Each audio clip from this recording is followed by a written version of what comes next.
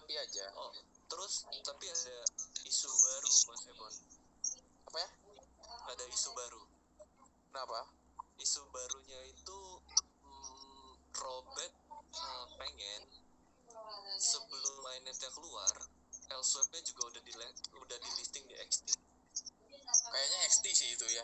Elswap bakal ke XT, ya kan? Nah, aku tuh bacanya gitu juga. Bacanya dia sebenarnya dia mau nunggu dua-duanya listing dulu baru dia mau keluarin mainnet. Sebenarnya gini, itu isu barunya ya. Aku bacanya Elswap itu nggak ke segi CMC dulu.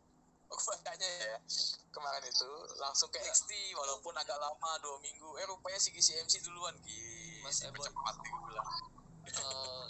Mas Ebon, Elswap itu listingnya udah ditulis di loop Mas Ebon. Ya. Jadi pas si loopnya apply itu Elswap-nya udah diselipin, dia udah kasih tahu bahwa dia akan keluarin stop. Jadi jangan salah. Jadi pas apply loop itu iya udah di apply sekalian ya.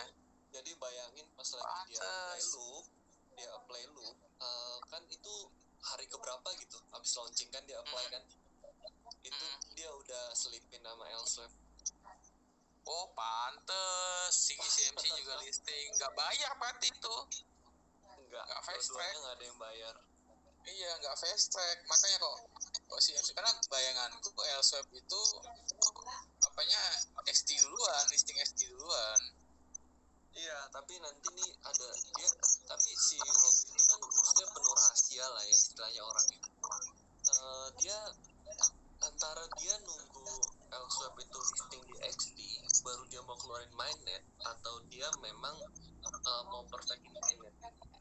Jadi ada dua isu yang berbeda.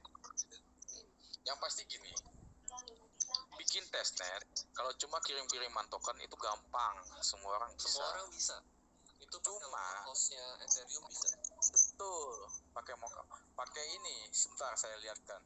Aduh, bukan lihatkan ya, saya ngecek dulu kami ngetes di mana ya. Itu kami tadi Mas Ebon ada nggak sih Mas yang barusan si orang project sebelah itu datang? Nah, yang susah itu adalah Explorer-nya. Itu benar. Karena ketika kamu memakai Explorer itu kamu harus fork Ethereum. Itu bayar. Jadi kalau nanti token sebelah ngevideoin cuma ngirim-ngirim token tanpa ada blockchain Explorer itu semua orang gampang. Iya. Bisa. Tadi aku langsung bisa itu. Bang Ebon. Jadi Bang Ebon ya aku sebut aja ya, si Camel itu tadi datang nama akunnya Sealer.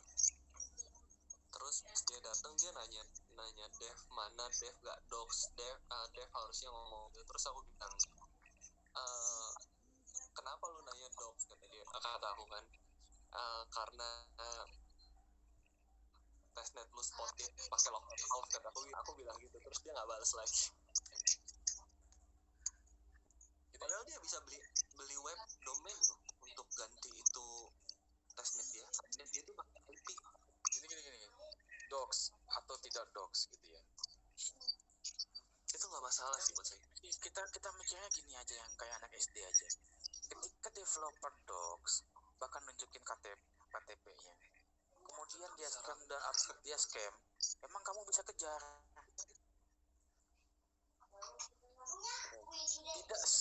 Docs itu tidak menjadi jaminan. Tidak menjadi jaminan. Bahkan token-token DeFi, BSW developernya docs nggak, Mas? Enggak kan ya? BSW tidak, POSI tidak. BSW enggak. Project besar, ya kan?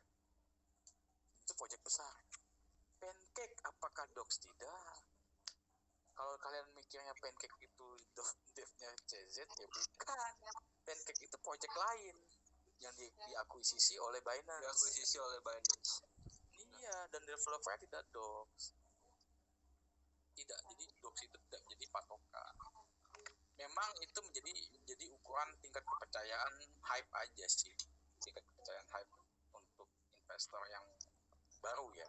Betul, kalau itu betul. Tapi apakah menjadi kejaminan keamanan 100% tidak gitu loh. Kan logikanya tadi kayak anak kecil aja, kalaupun dia dox scam kamu bisa apa kan gitu.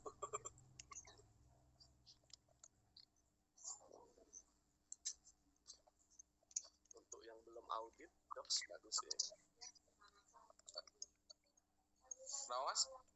Kalau untuk yang belum audit micin dox bagus. Nah ya. Itu audit, nah makanya saya sih juga pasti ngeliat audit sih mas. Tapi untungnya lu udah audit di TechRed kan, walaupun TechRed ya walaupun TechRed itu udah lumayan. Kemudian setahu saya untuk listing di exchanger itu KYC.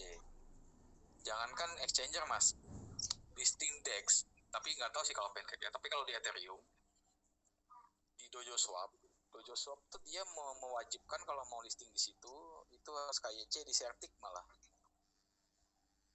Jadi bahkan sekarang DEX pun memakai syarat KYC gitu.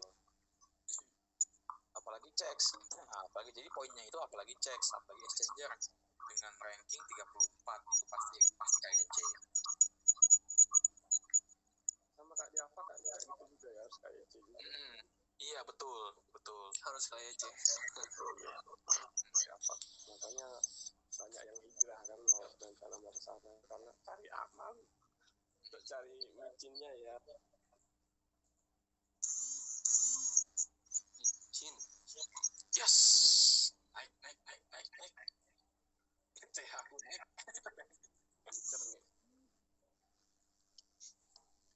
Saya kalau micin lebih enak Ethereum mas, lebih maksudnya lebih nyaman di Ethereum sih dari dulu memang. Saya kalau di BSC cuma tinggal kalau micin ya cuma loop satu ini aja, gak ada yang lain. Kok bisa ini mas, kok bisa tiba-tiba lihat loop gitu, tertarik gitu? Saat nggak tahu ya insting aja sih mas. Saya masuk tuh loop telat sih di 20.000 MC baru masuk. Tapi langsung saya nggak tahu kenapa insting saya masuk DMC segini, masuk ke dia sekalian gitu loh. Saya hyper mas. Nggak tahu insting aja sih. Insting aja itu. Makanya saya bilang pasti dapat aja kok kawan-kawan yang lain yang bisa ngasih jackpot pasti dapat aja. Tinggal berani apa enggak kan gitu. Kalau saya memang risk taker dari dulu risk taker saya mas. Saya jujur aja ya. Saya sebelum ketemu lu, saya loss 15 BNB loh. Sebelum ketemu lu di BSC. Dari bulan Oktober sampai bulan Februari. Habis kena hantam. Kepul lah, scam lah, nipot lah, kenyang. Asli 15 BNB hilang, tapi untungnya saya nggak bisa untung sih. Tapi kenapa saya seberani itu gitu ya? Ya kembali ke tadi pembicaraan tadi, saya punya fondasi DeFi gitu. Jadi saya tidak memakai duit dari rekening bank, tinggal harvest, jual, belikan micin gitu, gambling di situ. Kalem, tenang ya. Iya, mau loss ya tenang aja. Paling kan cooldown dulu mas minggu gitu kan. Tenangin diri. Gila bawa BNB loh. Sudah bilang gitu. Kalau saya berangkatnya dari forex mas. Nah sebenarnya sama mas, saya tuh mau ngomong gitu. Jadi cara main saya sebenarnya di micin degen itu kayak forex. Kayaknya memang saya awalnya juga dari forex. Jadi saya mikirnya gini, saya loss nih posisi saya tinggal martingale kan aja kan gitu. Saya misalnya masuk pertama kali 0,01 BNB loss, ya martingale kan aja 0,03 BNB loss, martingale kan lagi sampai 15 BNB. Asum saya nggak pakai leverage kan. Iya. Selama nggak pakai leverage ya aman-aman aja mau di averaging. Kalau di sini sebutnya ya DCA ya, bukan averaging. DCA kalau di sini iya, kalau kita kan bilangnya martingale kan mas. Averaging. Kalau di sini averaging. Dua, ya. Averaging tinggal averaging marti atau averaging biasa atau averaging kali berapa kan? Iya. Kalau kita menyebutnya martingale kan kalau di forex kan. Iya, untuk perkaliannya martingale. Makanya nggak saya gitu asing-asing banget lah. Nah kalau kenapa saya sampai loss begitu ya karena saya seperti memakai martingale mas main micin itu mendeken. Padahal di micin ya di bawah di micin kan. Aduh saya bilang gitu. hijrahnya ke kripto juga belum lama banget, baru tahun kemarin. Sama mas, Bikin saya dari Jono. ya, bikin tenangnya kan nggak ada leverage di kripto. Iya. Saya Jadi mau juga sama. tahu sendiri kalau di forex mas, habis-habisannya berapa, bukan BNB lagi kan gitu. Udah serem kan. Kalau orang udah tahu forex udah ketahuan tuh habisnya berapa tuh udah, apalagi yang baru belajar itu udah dipastiin gitu. Saya dari 2000 berapa ya foreknya? 2011 mas kayaknya.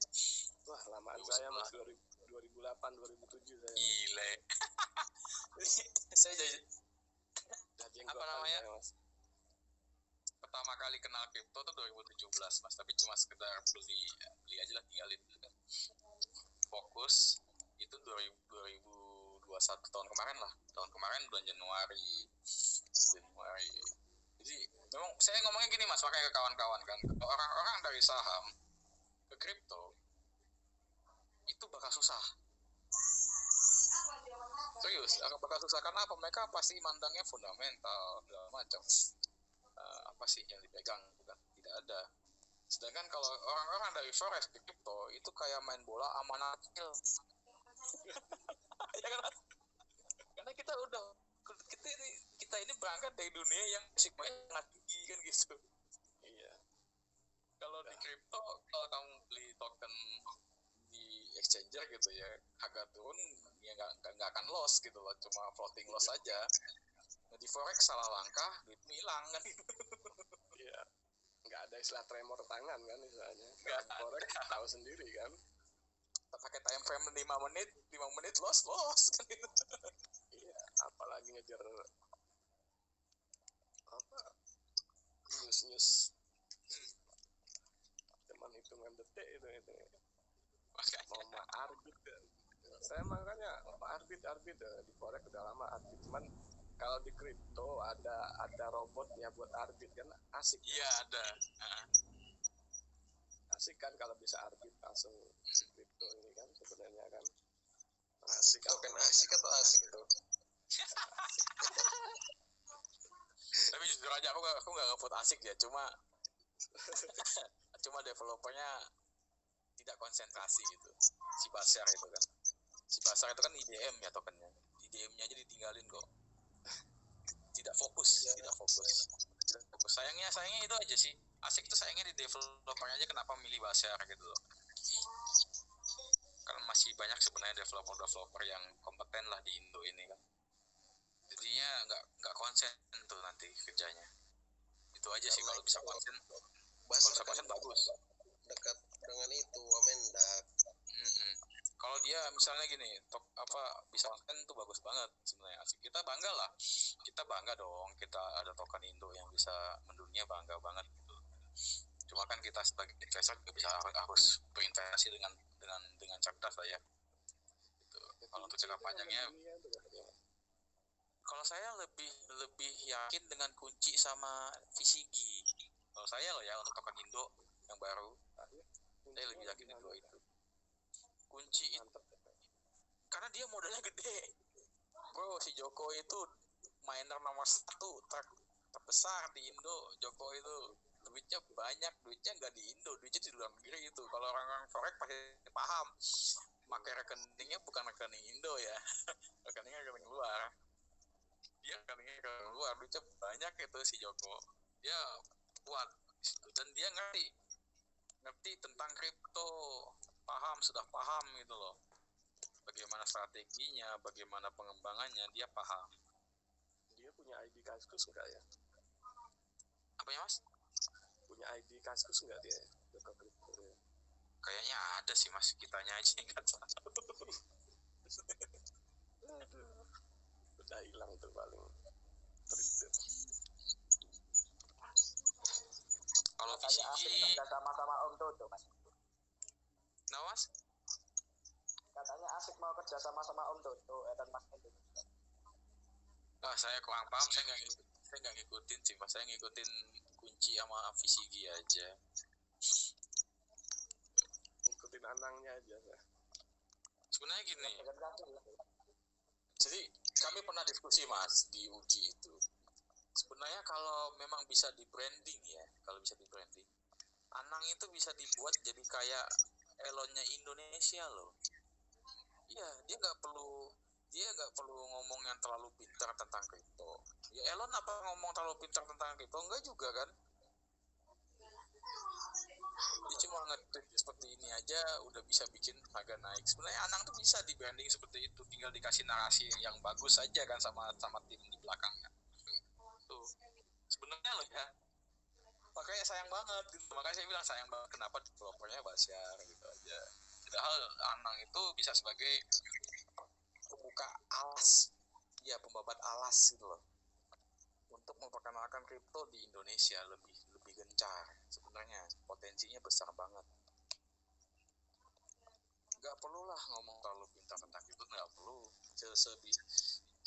Ya standar-standar aja gitu loh di tweet segala macam atau di IG. Bisa di branding seperti itu sebenarnya. Tapi kayaknya ini marketing keluarnya itu masih kurang ya. Keluar negeri ya maksudnya. Iya, karena saya lihat ya masih Indo paling yang ini kan yang banyak. Ya, karena masih ngebabat alas, makanya sebenarnya Anang itu kalau sebagai